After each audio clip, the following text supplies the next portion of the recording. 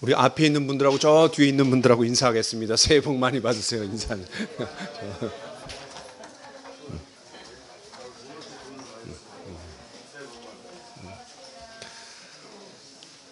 예, 고향 잘 다녀오셨습니까? 예. 여러분들 명절 증후군이 또 있는 거 아닌지 모르겠어요. 오늘 예배를 통해서 또 교제를 통해서 영적인 쉼을 풍성히 누리기를 간절히 축원합니다. 자, 우리 사명 선언문을 함께 외쳐보겠습니다. 시작. 위대한 명령과 위대한 계명에 위대한 헌신을 한 우리는 위대한 교회가 된다. 표를 외쳐보겠습니다. 복음을 듣고 복음을 전하는 교회, 제자가 되고 제자를 삼는 교회. 아멘. 자, 오늘 요한복음 20장 19절로 23절 말씀입니다. 요한복음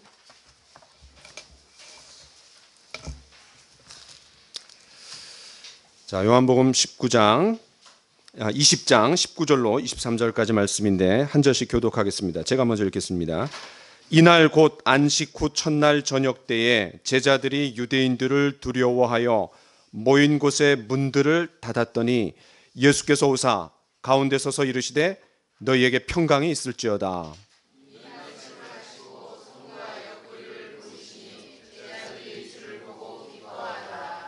예수께서 또 이르시되 너희에게 평강이 있을지어다. 아버지께서 나를 보내신 것 같이 나도 너희를 보내노라.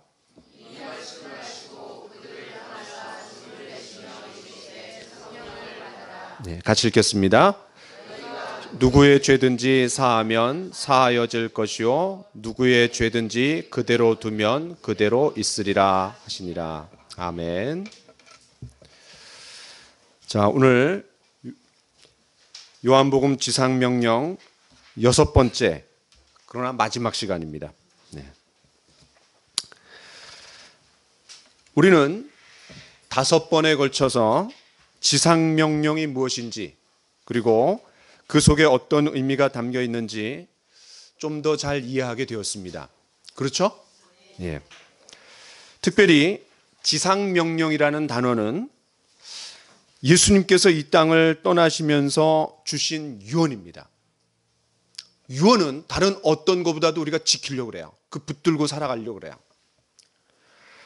또 우리 행복한 교회의 존재 이유가 되는 사명선언문, 거기에 지상명령이라는 단어가 들어가 있습니다. 위대한 명령, 그것이 바로 지상명령입니다. The Great Commission. 그렇기 때문에 우리가 심각하게 받아들여야 하고 또 이것만큼은 분명히 알고 넘어가야 합니다. 그런데 흥미로운 사실은 이 지상명령을 영어로 할 때 여기 나와 있는 것처럼 Great Commission. 그런데 거기서 이 C가 빠지면 어떻게 돼요? Great Omission이 됩니다.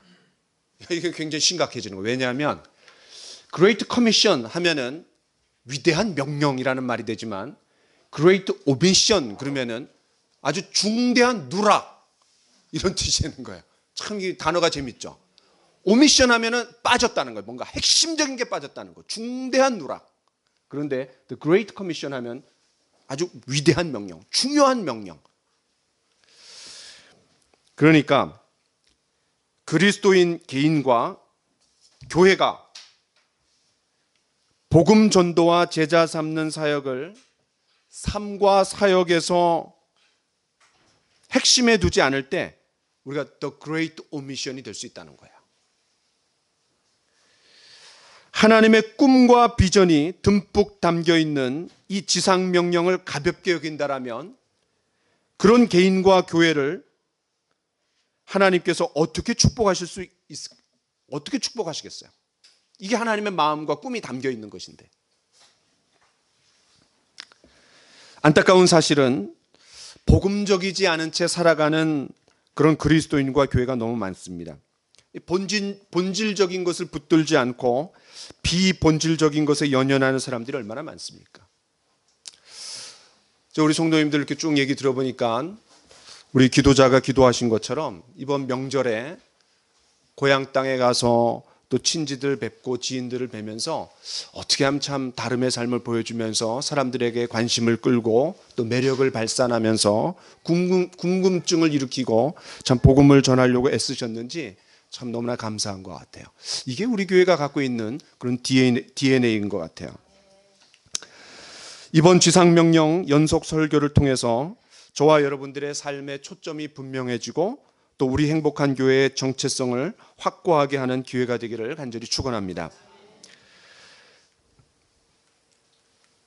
자, 넘겨줄래요? 네. 첫 번째는 독특한 세레머니입니다. 독특한 세레머니. 부활하신 예수님께서 제자들을 찾아오신 궁극적인 목적은 파송이었습니다. 왜냐하면 이제 얼마 안 있으면 예수님께서 하늘로 올라가셔야 했기 때문입니다. 다시 말해서 예수님의 사역은 끝이 났고 누군가가 그 사역의 바통을 이어받아야 했습니다. 그렇다면 그 사명을 누가 물려받습니까? 그렇습니다. 직접적으로는 예수님의 제자들이지만 교회가 그 사역을 물려받는 겁니다. 여기서 말하는 교회는 건물이 아니라 사람입니다. 그러니까 우리 개개인이 이 사명을 물려받는 거예요. 실제로 예수님은 제자들에게 이렇게 말씀하셨습니다. 내가 너희에게 분부한 모든 것을 가르쳐 지키게 하라. 그 예수님이 제자들에게 분부한 모든 것에 지상명령이 들어갈까요? 안 들어갈까요? 당연히 들어가는 거죠. 그러니까 가서 모든 족속으로 제자를 삼아 아버지와 아들과 성령의 이름으로 세례를 주고 거듭나게 하고 교회의 멤버가 되게 하고 내가 너에게 분부한 모든 것을 가르치고 지키게 하라 그랬어요. 그럼 거기에 지상명령도 들어가는 거예요. 그러니까 이 지상명령은 제자들만 받는 게 아니라 저와 여러분에게도 똑같이 주어지는 거예요. 세계 복음화를 위한 이 예수님의 삶과 사역이 제자들에게 전수되어야 했고 그 이후의 사람들에게도 똑같이 전수되어야 했습니다. 그러니까 이 지상명령은 교회에 헌신된 사람들이나 목사들이나 전도사들이나 선교사들에게만 해당되는 거지 나랑은 무관하다 이렇게 생각하면 성경에서 가장 핵심적인 걸 빠뜨린 The Great Omission이 되는 거예요. 그런데 그 파송은 단순히 파송으로 끝나지 않습니다. 그 파송과 함께 아주 독특한 세레모니가 있었어요. 22절을 다시 한번 우리 같이 읽어보겠습니다. 22절 시작. 이 말씀을 하시고 그들을 향하사 숨을 내쉬며 이르시되 성령을 받으라. 숨을 내쉬며 이르시되 성령을 받으라. 성령을 받으라. 이렇게. 그런데 이 말씀에 보면은 이 말씀을 하시고 어떤 말씀이에요? 아버지께서 나를 보낸 것처럼 나도 너희를 보내노라. 파송이라는 말씀을 하시면서 곧이어서 숨을 내쉬며 이르시되 성령을 받으라. 곧이어서 이어진 그런 세레모니였어요. 그러니까 이 파송과 파송 세레모니 사이에는 특별한 연관이 있는 것 같아요. 이 말씀을 하시고 아주 곧이어서 그 다음에 여기서 숨을 내쉬며 내쉬다 이런 말은 이제 헬라어로 좀 원어로 엠퓨사오라는 말입니다. 엠퓨사오. 근데 이제 제가 여기 헬라어를 제시한 거는 이거 너무나 중요한 단어이기 때문에 그래요. 왜냐하면 신약 성경에 딱 한 번 나옵니다. 굉장히 희귀한 단어예요.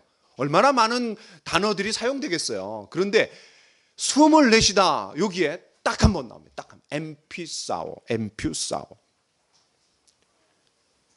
그런데 이 동사가 원래 구약 성경은 히브리어로 쓰여진 거 여러분 다 아십니다. 그런데 이거를 보다 많은 사람들이 성경을 이해할 수 있도록 그 당시의 세계 공용어였던 헬라어로 번역을 했어요. 그걸 뭐라냐면 70인역이라고 합니다. 70인역.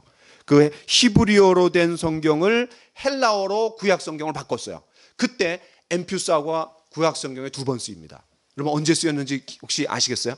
한번 추측해 보세요. 언제 쓰였을까? 숨을 내쉬다. 여기에 이 엠퓨사오라는 동사가 구약 성경에 2번 쓰였어요. 그러니까 성경 전체에서 3번 쓰인 거예요.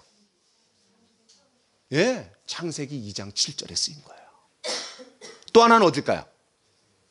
에스겔서 37장 마른 뼈 환상. 여기 딱 3번 쓰인 거예요. 그러니까 우리가 숨을 내쉬며 예수님 이렇게 말씀하실 때는 뭔가 이 전제가 깔려 있는 거예요. 자, 그 두 본문을 우리가 보면서 좀 더 깊은 의미로 들어가 보겠습니다. 창세기 2장 7절입니다. 여러분 잘 아시는 말씀이에요.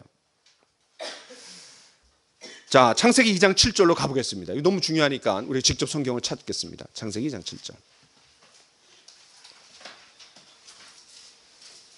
창세기 2장 7절 같이 읽겠습니다. 시작. 여호와 하나님이 땅의 흙으로 사람을 지으시고 생기를 그 코에 불어넣으시니 사람이 생명이 되니라. 여기에 불어넣으시니 이게 엠퓨사오예요. 불어넣으시니. 어느 교회 유치부 전도사님이 아이들에게 질문했습니다. 얘들아, 사람의 몸 중심 가운데에 배꼽이 있는데 왜 배꼽이 있을까? 그때 애들이 저요 그러고 막 손을 들었어요. 그 너 얘기해봐라 그랬더니 걔가 뭐라는 줄 아세요? 이건나 아니건나 찔러본 거래요. 야, 그 흙으로 빚었으니까 이건나 아니건나 찔렀다라는 거예요. 이 유치부 아이들의 생각답죠. 우리가 고구마나 감자를 먹을 때 꼭 가운데 뭐가 있어요? 찔러본 자국이 있는 거 아니에요. 그런데 이 유머를 누가 만들었을까요? 10중 8구 황인종이 만들었습니다. 아시아 사람들이 만든 거예요. 왜 그러냐면 빨리 좀 꺼낸 거는 백인이고 늦게 꺼낸 건 뭐예요? 뭐 하여튼 그러니까 제일 적당한 때 꺼냈다라는 거예요. 자, 이 말씀에서 제가 말씀드린 대로 구약 성경을 헬라어로 번역했을 때 엠퓨사오가 쓰인 두 번째 본문이에요. 요한복음 20장 첫 번째, 그 다음에 요 창세기 2장 7절. 창세기 1장 26절로 27절은 여러분 다 잘 아시는 말씀이에요. 어떤 말씀이냐? 하나님께서 인간을 자기 형상대로 창조했다 그랬어요. 그런데 창세기 2장 7절에서는 그 과정을 좀 더 디테일하게 묘사하는 거예요. 아유, 왜 똑같은 걸 왜 두 번이나 썼어? 이렇게 생각하지 마시고 창세기 1장은 창조주 하나님이 창조하신 모든 만물과의 관계를 얘기한 거라면 그 중에서 인간을 떼갖고 창세기 2장은 하나님과 인간과의 관계에 집중하는 거예요. 그러니까 창세기 1장은 만물과 하나님과의 관계고 창세기 2장은 그 만물의 중심인 인간과 하나님과의 관계를 특별히 다루는 거예요. 그래서 기사가 이 내용이 두 번 반복이 됩니다. 그러나 좀 다르고 디테일하게 묘사됩니다. 자, 그런데 여기 말씀해 보면 흙으로 겉모양을 빚으신 후에 그 코에 뭐를 불어넣었어요? 생기를 불어넣었다 그랬어요. 그렇다면 여러분 생기가 뭘까요? 요한복음 4장 24절에 이런 말씀이 있습니다. 하나님은 영이시니 예배하는 자가 신령과 진정으로 예배할지니라. 여러분 잘 아시는 말씀이에요. 하나님 뭐라고요? 영입니다. 그러면 자기의 형상과 모양대로 우리를 지었다 그랬는데 하나님이 우리처럼 눈, 코, 입, 손과 발이 있다라는 말이에요? 아니죠. 영이신 분이 영을 불어넣는 거예요. 여기에 인간 창조의 원리가 담겨 있습니다. 뭐냐? 하나님이 인간을 창조하실 때 두 단계로 창조하셨어요. 오로지 인간만 두 단계로 창조하셨어요. 흙으로 빚으시고 그 다음에 거기에 생기를 불어넣은 거예요. 그러니까 인간이 굉장히 특별하다는 것을 얘기해 주는 거예요. 인간 창조의 원리는 절대로 인간은 흙, 이거는 육적인 요소입니다. 물질적인 거, 육적인 요소. 그 다음에 생기, 영, 이건 영적인 요소예요. 그러니까 인간은 절대로 물질적인 요소로 만족할 수가 없습니다. 물질적인 요소가 있어야 돼요. 그런데 그걸로 만족될 수 없다는 거예요. 왜? 인간은 두 단계로 완성됐기 때문에. 그러니까 우리가 돈과 쾌락과 또 명예와 종교와 권력 이런 것들은 우리에게 필요합니다. 그런데 그걸로 만족될 수 없습니다. 절대로 인간은 그렇게 만족될 수가 없어요. 아무리 그것들로 채우려고 해도 공허가 있습니다. 왜? 하나님만이 채울 수 있는 공간이 있는 거예요. 흙 자체는 인간이 아닙니다. 그 안에 하나님의 생기가 들어가야 비로소 살아있는 존재가 되었다라는 거예요. 그런데 하나님께서 인간을 창조하신 목적이 뭡니까? 왜 창조하셨어요? 교제하기 위해서 창조하셨습니다. 부려먹으려고 창조한 게 아니에요. 그 교제 때문에 하나님의 형상과 모양대로 창조하신 거예요. 그래서 여기서 하나님의 형상과 모양대로 창조했다는 말은 하나님의 인격적인 형상대로 창조하셨다는 말이에요. 왜? 같은 인격체일 때 뭐 할 수 있어요? 교제를 나눌 수 있기 때문에 그래요. 오직 인간만이 인격체입니다. 그렇다면 그 인간의 독특함이 인격이라면 하나님께서 자기 형상과 모양대로 창조했다라는 말은 하나님이 자신이 인격체인 것처럼 인간도 인격체로 창조했다라는 말이에요.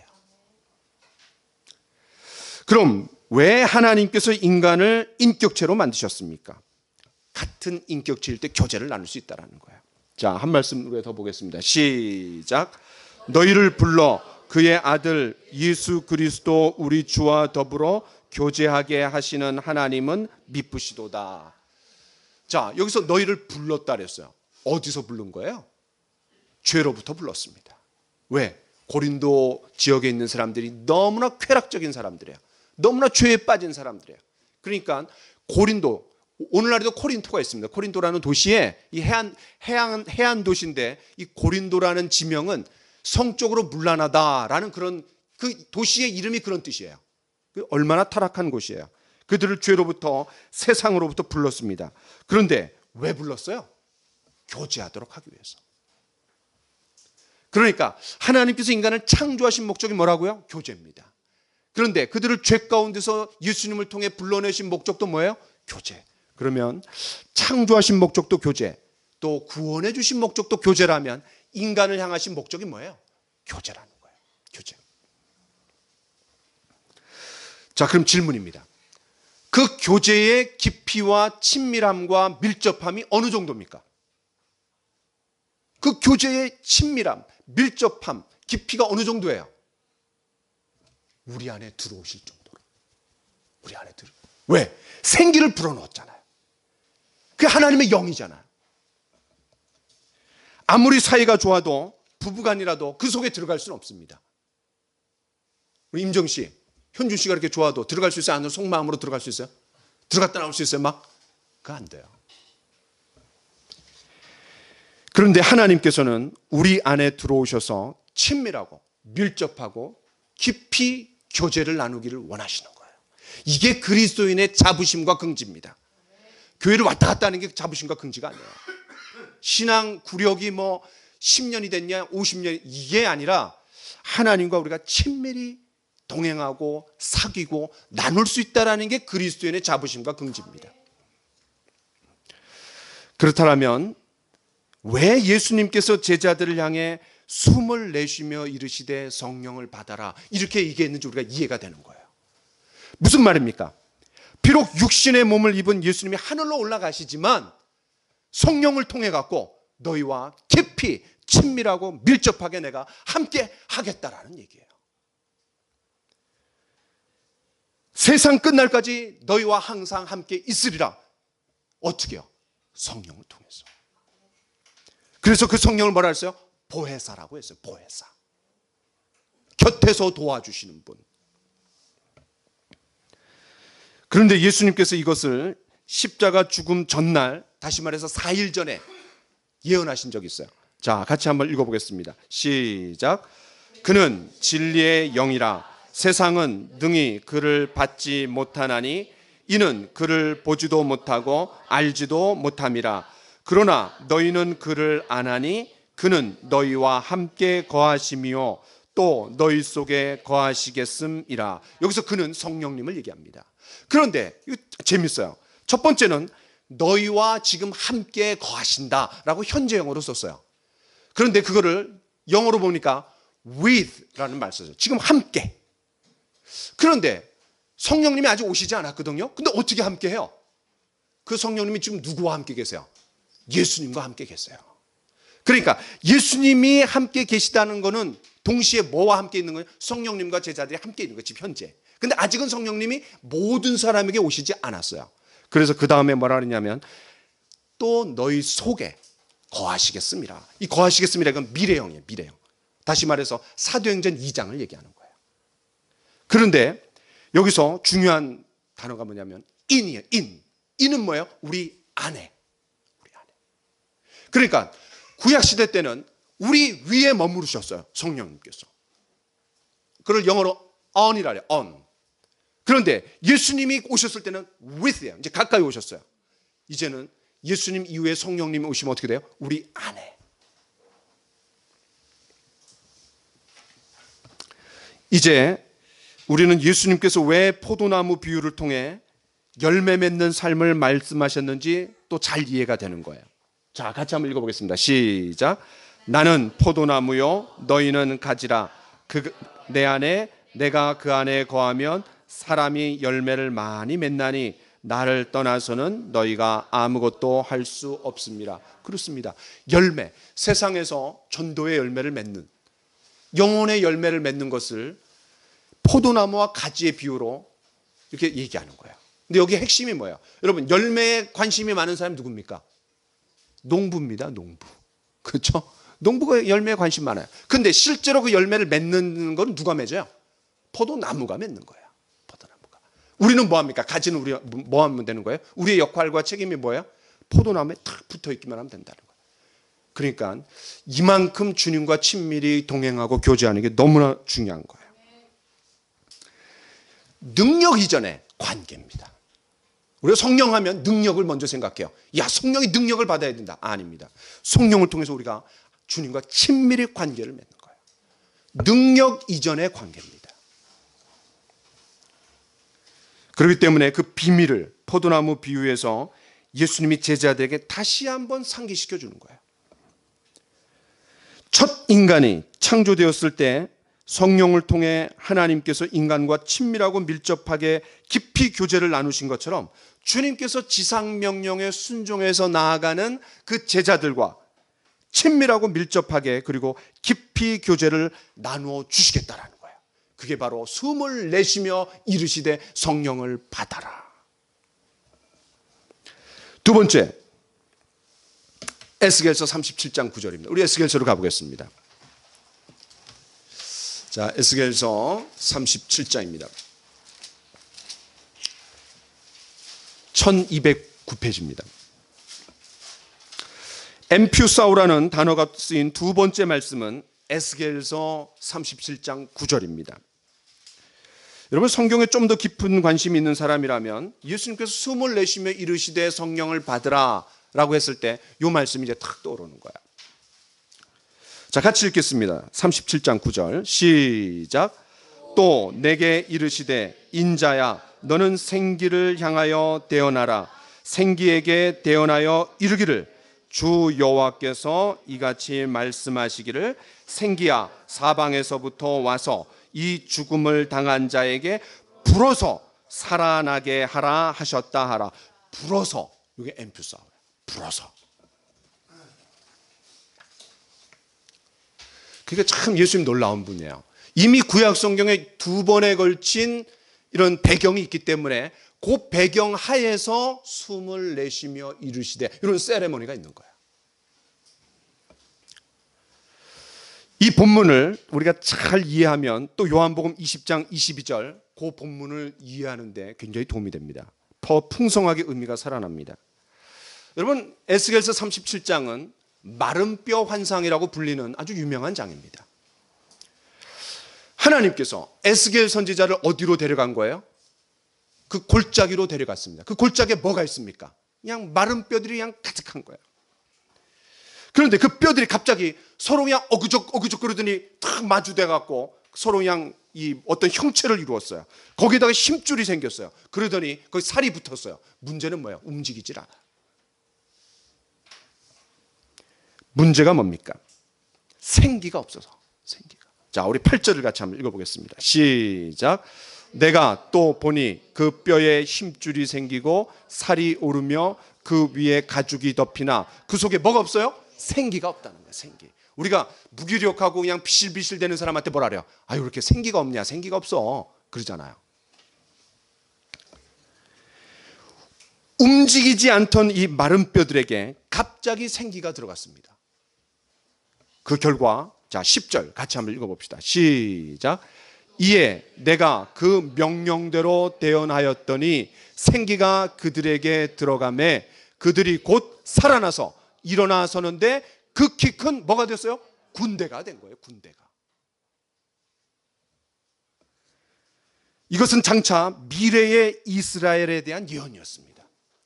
지금 당장은 바벨론의 포로로 잡혀와 갖고 무기력한 삶을 사는 거예요. 마른 뼈 같은 삶을 살아요.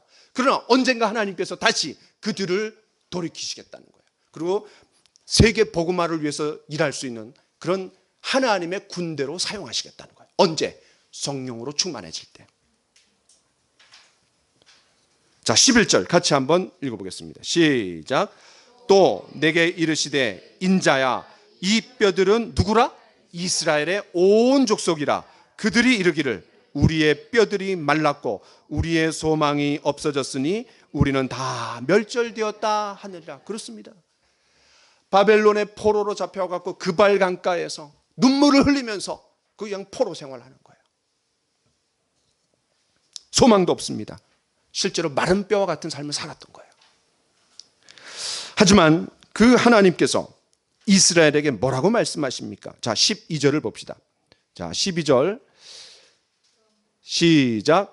그러므로 너는 대언하여 그들에게 이르기를 주 여호와께서 이같이 말씀하시기를 내 백성들아 내가 너희 무덤을 열고 이스라엘 땅으로 들어가게 하리라. 그렇습니다. 무덤과 같은 그 바벨론 포로에서 벗어나서 다시 출애굽의 역사를 이루시겠다라는 거예요.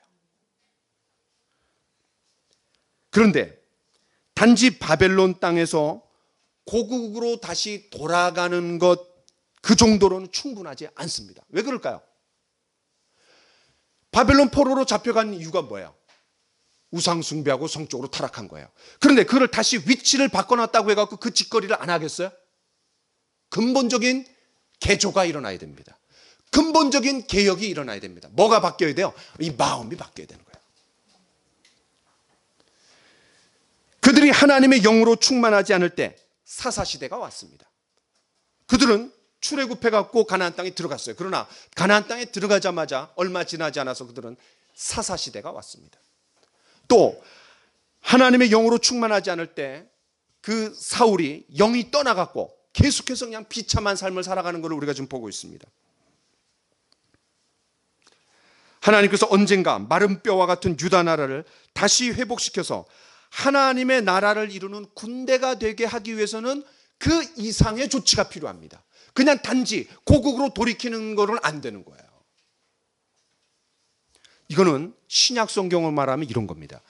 예수님이 우리의 죄를 위해 십자가에 죽으시고 우리를 구원하게 하셨어도 여전히 의심이 있는 거예요. 제자들이 의심이 있었던 것처럼. 그 다음 단계가 필요했습니다. 그 의심으로부터 열린 문을 향해 나아가려면 기쁨과 평안으로 나아가서 복음을 전하려면 뭐가 있어야 돼요? 사도행전 2장이 있어야 되는 거예요. 그러니까 여러분 잘 들어보세요. 십자가 사건이 중요해요? 사도행전 2장에 성령이 오시는 게 더 중요해요? 이게 더 중요한 거예요. 이거를 위해서 이게 있는 거예요.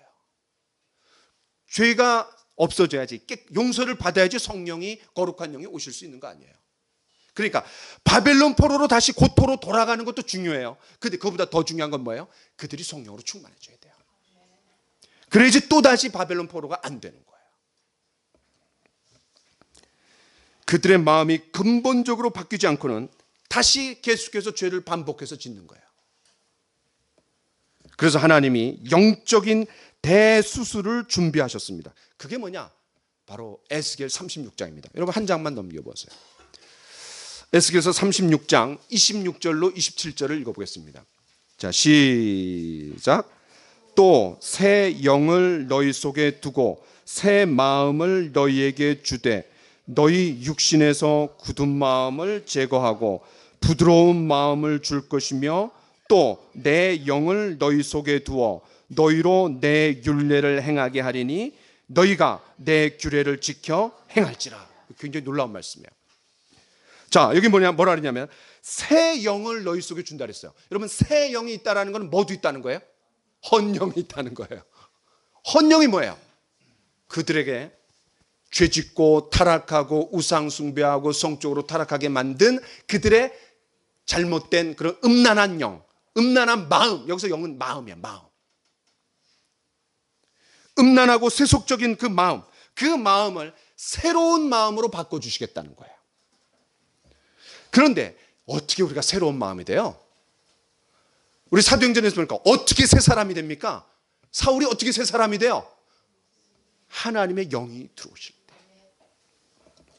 그러니까 여기서 하나님께서 에스겔 선지자에게 내 영을 너희 속에 두겠다는 거예요. 여기서 27절에 내 영은 성령을 얘기하는 거예요. 내 영. 그러니까 에스겔서 36장에 새로운 마음을 바꿔주겠다. 헌영을 새 영으로 바꿔주겠다. 음란하고 세속적인 마음을 새로운 마음으로 바꿔주겠다. 그런데 그 새로운 마음이 되려면 성령이 들어가야 된다. 이거를 이론적으로 얘기한 다음에 그거를 실제 실예로 보여준 게 뭐냐면 에스겔서 37장이에요. 그러니까 36장하고 30장은 똑같은 내용이에요. 똑같은 내용에 대한 실예를 37장에 든 거예요. 한 사건에 대한 설명과 예화입니다. 자, 이제 우리 에스겔서 37장 14절, 진짜 중요한 14절을 읽어보겠습니다. 시작. 내가 또 내 영을 너희 속에 두어 너희가 살아나게 하고 내가 또 너희를 너희 고국 땅에 두리니 나 여호와가 이 일을 말하고 이룬 줄을 너희가 알리라. 여호와의 말씀이다. 그렇죠.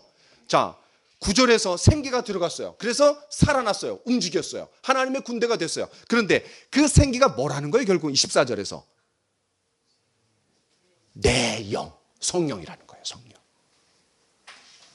그 성령이 들어오실 때, 성령으로 충만케 될 때 단지 고국 땅으로 들어가는 정도가 아니라 그들이 거기서 하나님의 군대로서의 역할과 사명을 감당할 수 있다는 거예요. 이러한 배경을 깔고 요한복음 20장 22절을 이제 생각하면 쉬워집니다. 왜 예수님께서 숨을 내쉬며 이르시되 성령을 받으라 이렇게 말씀하셨어요? 하나님의 군대가 되라는 거예요.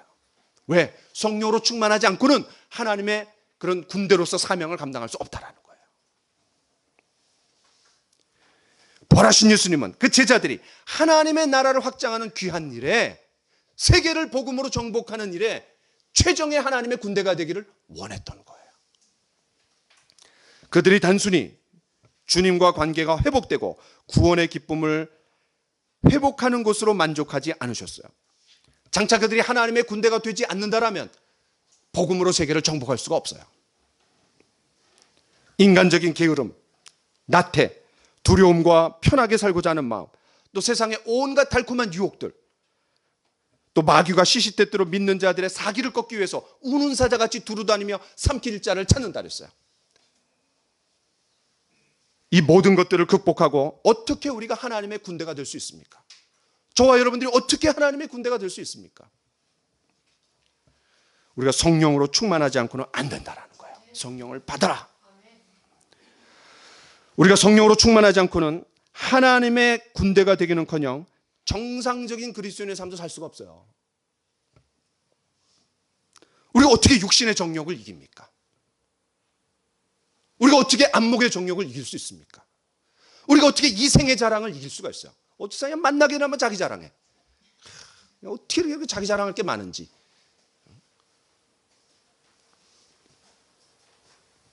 여러분, 우리가 어떻게 육신의 정욕, 안목의 정욕, 이생의 자랑을 이길 수 있습니까? 이길 수 있는 사람은 없어요.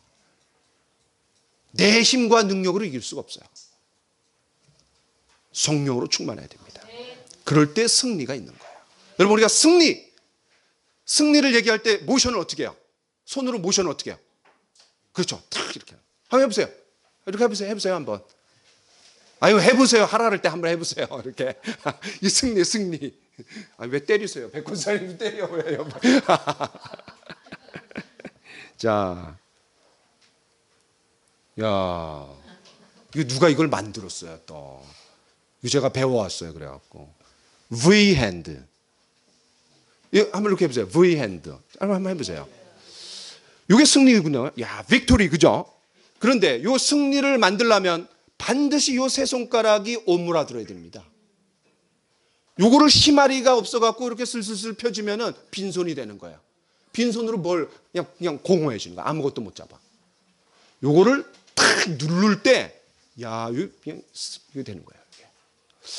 너무 잘 만든 것 같아요. 그런데 요 세 손가락을 누르는 걸 뭐라 그러냐면 육신의 정욕, 안목의 정욕, 이생의 자랑이라는 거예요. 야, 이거를 우리가 수레바퀴의 와를 배웠잖아요. 그거의 업그레이드 판이래요. 그게 너무 잘 만든 것 같아요. 그래서 제가 배워왔어요. 자, 같이 한번 읽어봅시다. 시작. 이 세상이나 세상에 있는 것들을 사랑하지 말라.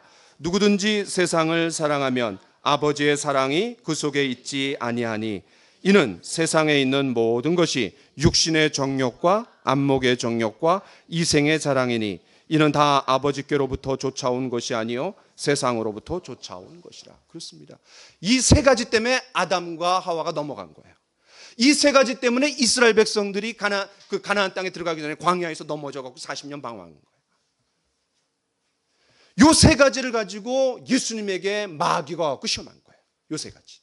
그러니까 저와 여러분들이 세상에서 성령으로 충만하지 못하도록 자꾸 넘어지게 만드는 세 가지는 요약하면 세 가지, 요 세 가지입니다. 그래서 육신의 정욕, 그 다음에 안목의 정욕, 이생의 자랑, 이거 꽉 이렇게 눌러야 된다는 거예요. 이걸 눌러야지 뿌이가 되는 거예요. 뿌이. 이거 안 누르면 뿌이가 안 돼요. 빈손이 되는 거예요. 이게 신기하지 않으세요? 야, 어떻게 이런 거를 만들죠? 나머지는 이제 제가 나중에 시간이 되면 좀 소개하겠습니다. V. 세 가지를 눌러야 된다는 거예요.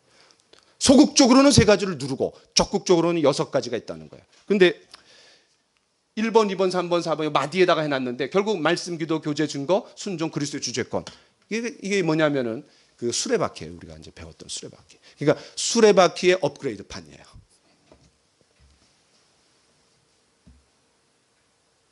우리가 성령으로 충만하지 않고 어떻게 육신의 정욕을 이길 수 있습니까?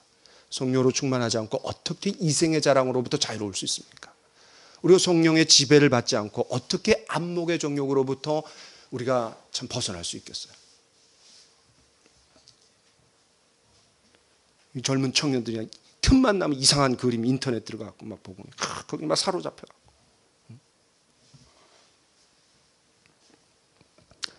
이처럼 우리가 육신을 따르지 않고 영을 따라 살아갈 때 생명과 평안을 누릴 수가 있습니다. 우리 같이 한번 말씀을 읽어봅시다. 시작. 육신을 따르는 자는 육신의 일을, 영을 따르는 자는 영의 일을 생각하나니 육신의 생각은 사망이요 영의 생각은 생명과 평안이니라. 그렇습니다. 실제로 제자들은 사도행전 2장에서 오순절 성령의 충만을 경험한 후에 하나님의 나라를 이루는 영적인 최정의 군대가 되어서 그들은 세계 전역으로 전진해 나갔습니다. 그것을 우리가 사도행전을 통해서 보고 있는 거예요. 야, 우리가 사도행전을 큐티하면서 참 은혜가 많이 되는 것 같아요. 그냥 마음이 그냥 얼마나 감동이 되는지 모릅니다. 저와 여러분들도 매일 말씀과 기도를 통해 성령의 인도함을 받으며 하나님 나라의 군병들이 되기를 간절히 축원합니다. 자, 한 말씀을 더 보겠습니다. 고린도후서입니다. 자, 우리 고린도후서로 가봅시다. 고린도후서 5장. 여기에는 엠퓨사우라는 말은 없습니다. 성경에서 엠퓨사우라는 단어가 쓰인 세 곳을 이미 다 봤기 때문에 이거는 예외예요. 이건 없어요. 그런데 이 말씀을 우리가 잘 이해하면 그 요한복음 20장에 있는 본문을 이해할 수 있는 돋보기가 되는 거예요. 자, 17절을 같이 한번 읽어보겠습니다. 시작. 그런즉 누구든지 그리스도 안에 있으면 새로운 피조물이라. 이전 것은 지나갔으니 보라 새 것이 되었도다. 여기 중요한 단어는 새로운 피조물이라는 거예요. 우리가 그리스도 안에 있을 때 새로운 피조물이 됩니다. 그런데 이 새로운 피조물이라는 말은 창조의 단어입니다. 창조라는 말, 피조물이라는 말은 창조의 용어 아니에요. 그래서 우리가 주님 안에 있을 때 어떻게 됐다라는 거예요? 재창조되었다라는 거예요. 재창조되었다. 그러니까 숨을 내쉬며 이르시되 성령을 받으라. 여긴 또 어떤 의미가 아니에요? 재창조예요. 재창조. 모든 사람이 첫인간 아담의 불순종 때문에 죽음에 이르렀습니다. 그러나 마지막 아담이신 예수님 안에 있을 때, 그래서 여기에 그리스도 안에 있으면, 여기 반대말이 뭐예요? 아담 안에 있으면. 그러니까 우리가 과거에는 아담 안에 있었어요. 근데 이제는 마지막 아담 안에 있는 거예요. 계열이 바뀌었어요.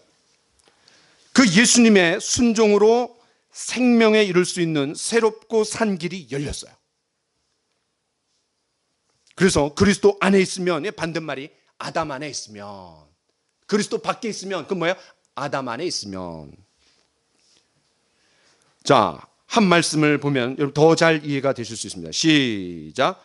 기록된 바 첫사람 아담은 생령이 되었다 함과 같이 마지막 아담은 어떤 영이 됐대요? 살려주는 영이. 이야, 너무나 놀라운 말씀이에요. 창세기 2장을 가지고 뭐라고 그러냐면, 그때 첫 번째 아담은 하나님이 생기를 불어넣어 갖고 생령, 다시 말해서 살아있는 존재가 되었다라는 거예요. 그러니까 아담은 아무것도 하는 게 없어요. 그냥 생령이 된 거예요. 그런데 마지막 아담은 생령이 되는 게 아니라 그가 살려주는 영이 됐다라는 거예요. 어떻게? 성령을 집어넣어 갖고. 야, 이 놀라운 말씀이에요. 그렇기 때문에 부활하신 예수님께서 제자들에게 숨을 내쉬며 이르시되 성령을 받으라, 이런 말씀을 하실 수 있는 거예요. 왜? 살려주는 영이니까. 그러니까 첫 번째 아담, 그 다음 마지막 아담, 완전히 차이가 그냥 다른 거예요. 재창조입니다. 재창조. 제자들을 다시 살려주는 거예요. 그런데 한 번 죄인으로 태어난 우리가 어떻게 새롭게 재창조될 수 있습니까? 성령이 우리 안에 들어오시는 거예요. 성령. 이것이 바로 예수님께서 니고데모에게 거듭남에 대해서 강조하실 때 이렇게 표현합니다. 시작. 물과 성령으로 나지 아니하면 하나님 나라에 들어갈 수 없느니라. 그렇습니다. 물, 더러운 거를 씻는 거예요. 회개를 말해요. 우리가 회개하고 예수 믿을 때 성령이 우리 안에 들어오신다라는 거예요. 이게 재창조예요. 재창조. 그러니까 예수님이 숨을 내쉬며 이르시되 성령을 받으라, 참 거기 엄청난 의미들이 들어가 있는 거예요. 재창조의 의미도 있고, 성령으로 충만해져 갖고 그냥 하나님의 군대가 되는 것도 들어가 있고, 우리와 친밀하고 밀접하게 교제하는 것도 들어가 있고. 그래서 제가 세레모니라는 말을 쓴 거예요. 파송과 함께 세레모니.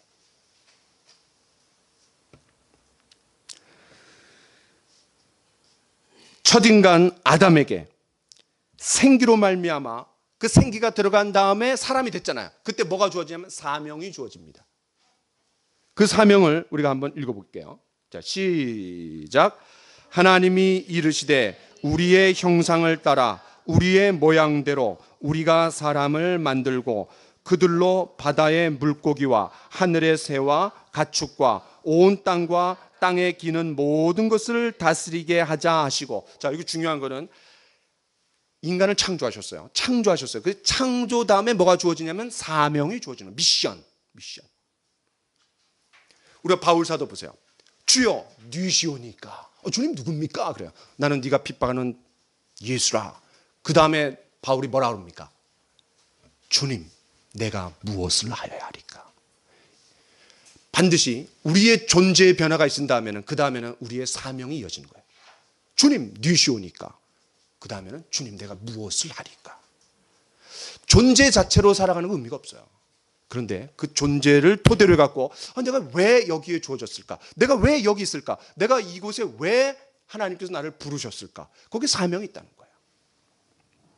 그런데 아담과 하와, 그들이 창조됐어요. 창조된 다음에 뭐가 주어져요? 그들의 미션이 주어져요.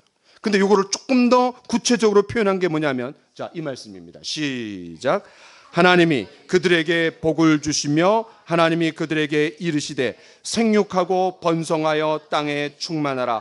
땅을 정복하라. 바다의 물고기와 하늘의 새와 땅에 움직이는 모든 생물을 다스리라 하시니라.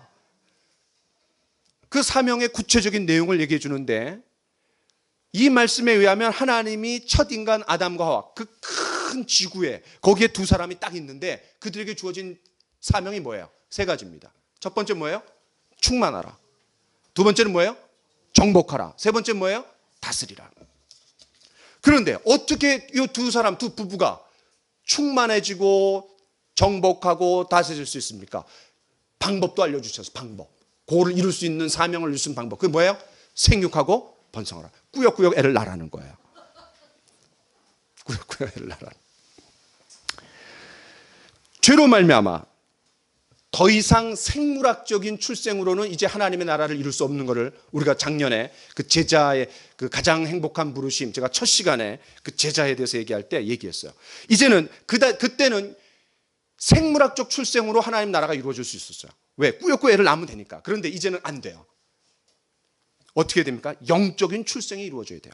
근데 그 영적인 출생을 이루는 게 뭐예요? 성령이 우리 안에 들어오십니다. 그래서 생육하고 번성하라는 신약 성경의 언어로 바꾸면은 뭐예요? 복음을 전하라, 제자를 삼으라, 요거예요. 자, 제가 말씀드리려고 하는 핵심은 뭐냐면 창세기 2장 7절은 우리가 아까 창세기 2장 7절을 봤는데 그거는 요 창세기 1장으로 치면 어디와 어디 사이에 들어가야 돼요? 창세기 1장 26절과 28절 그 사이에 들어가는 거예요. 다시 말해서 창조된 다음에 사명이 주어지는 거예요. 자, 에스겔서 37장도 한번 생각해 봅시다. 그들이 성령으로 다시 한번 하나님의 군대로 재창조된 다음에 뭐가 주어지는 거예요? 하나님의 군대가 되라는 거예요. 세상을 향해서 온 세상을 향해 제사장 나라가 되는 그런 사명이 주어지는 거예요. 창조, 재창조, 그 다음에 사명. 자, 이제 고린도후서 5장을 우리가 본격적으로 볼 준비가 됐습니다. 자, 5장 18절부터 20절까지를 좀 읽는데 조금 길지만 화목이라는 단어가 나올 때 동그라미 한번 칩시다. 화목이라는 단어. 자, 시작. 모든 것이 하나님께로 났으며 그가 그리스도로 말미암아 우리를 자기와 화목하게 하시고 또 우리에게 화목하게 하는 직분을 주셨으니 곧 하나님께서 그리스도 안에 계시사 세상을 자기와 화목하게 하시며 그들의 죄를 그들에게 돌리지 아니하시고 화목하게 하는 말씀을 우리에게 부탁하셨느니라.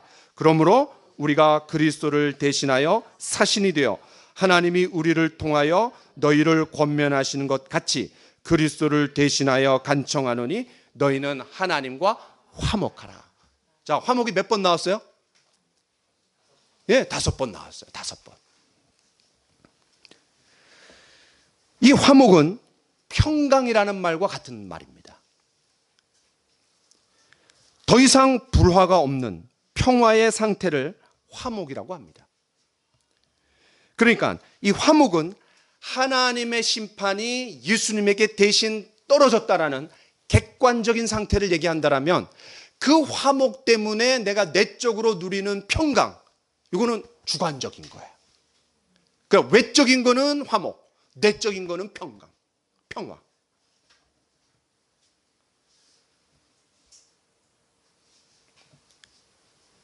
때문에 새로운 피조물, 그리스도 안에 있으면 새로운 피조물이라.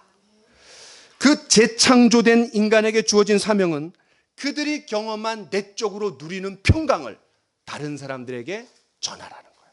드러내라는 거예요. 보여주라는 거예요. 그걸 바울 사도는 뭐라고 표현했냐면 화목하게 하는 직분이다. 그런 일을 하는 사람. 또 그렇게 하는 말씀을 화목하게 하는 말씀이다. 이렇게 표현했어요. 그리고 그 모든 것을 통틀어 갖고 뭐라고 얘기했어요? 그리스도의 사신이 되어. 여기 사신은 뭐예요? 대사라는 뜻. 대사.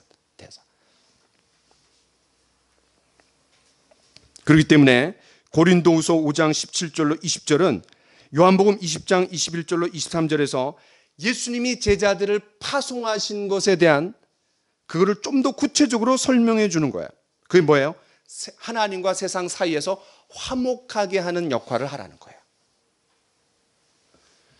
그리스도 안에 있으면 재창조예요. 새로운 피조물이라. 물론 성령이란 말은 들어가 있지 않아요. 24시다라는 말은 들어가 있지 않아요. 그러나 거기에 내포되어 있는 거예요. 왜? 성령이 우리 안에 들어오시지 않고는 재창조가 일어날 수 없으니까. 저와 여러분이 가정이든 학교든 회사이든 그리스도의 대사로서 살아가는 그런 삶을 살라는 거예요. 나의 말, 나의 행동, 나의 분위기를 통해서 저 사람 그리스도인이구나, 뭔가 다르구나를 보여주는 거예요. 자, 우리 같이 한 말씀 보겠습니다. 시작.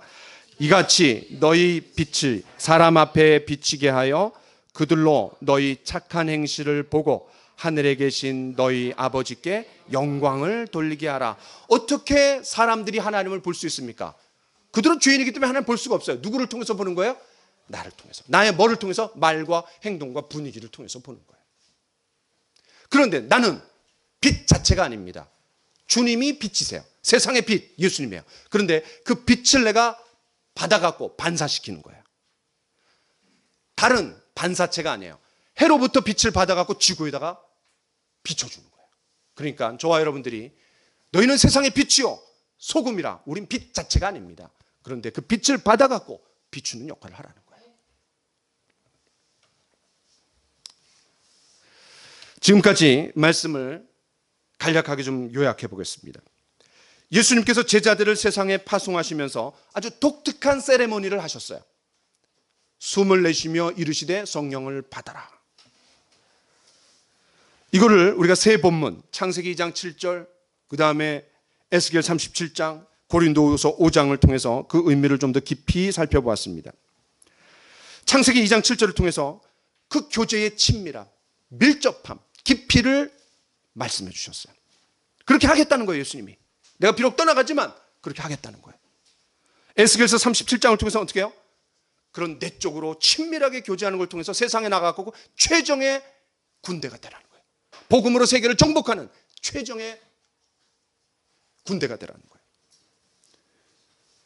고린도후서 말씀은 우리에게 주어진 직분이 얼마나 어마어마한지를 얘기해 줍니다. 대사라는 거예요. 대사. 대사는 높은 직책입니다. 엄청난 특권이 주어져 있습니다. 그러나 대사는 잘못하면 본국으로 소환당합니다. 본국으로 소환당하는 건 뭘까요? 그냥 우리가 죽는 건가요? 너는 더 이상 쓸모가 없다. 그럼 하나님 데려가시는 건가요? 저와 여러분이 삶의 자리에서 다름을 보이면서 저와 여러분 속에 있는 소망에 관한 이유를 묻는 사람들에게 그리스도의 대사로서 하나님의 나라를 보여주고 들려주는 한 주간이 되기를 간절히 축원합니다. 잘 아시는 말씀 하나 하고 마치겠습니다. 알렉산더 대왕이 있습니다.